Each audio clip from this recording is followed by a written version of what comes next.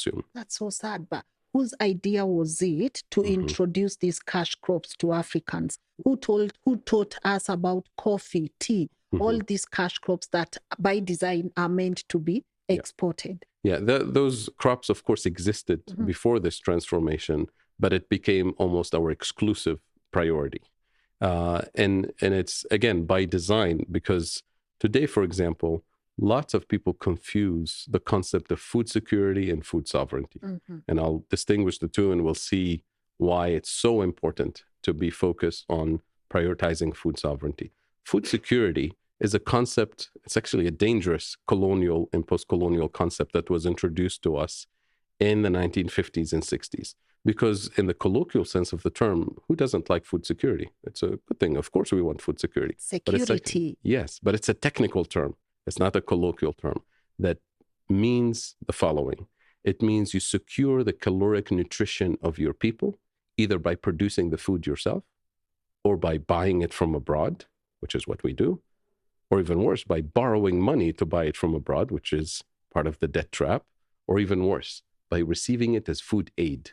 Food aid is the worst thing you can do to your farmers. They can't compete with free food coming from abroad. And that's precisely what happened in the 1950s and 60s. To deal with that disruption, when farmers gave up producing corn and wheat, we actually had shortages, mini famines across the continent. And to fix those mini famines for countries that didn't have cash immediately to buy food, we received food aid. And that was the final nail in the coffin of our food sovereignty. And that means now the priority is we produce coffee and tea and tobacco and bananas for exports, get dollars, and then import the wheat and corn and barley and the rice from the major subsidized producers. I'll give you one indication that this is not a coincidence. If you go to France, one of the major European producers of core crops, you look at the name of the Ministry of Agriculture. It's called Ministry of Agriculture and Food Sovereignty, not food security.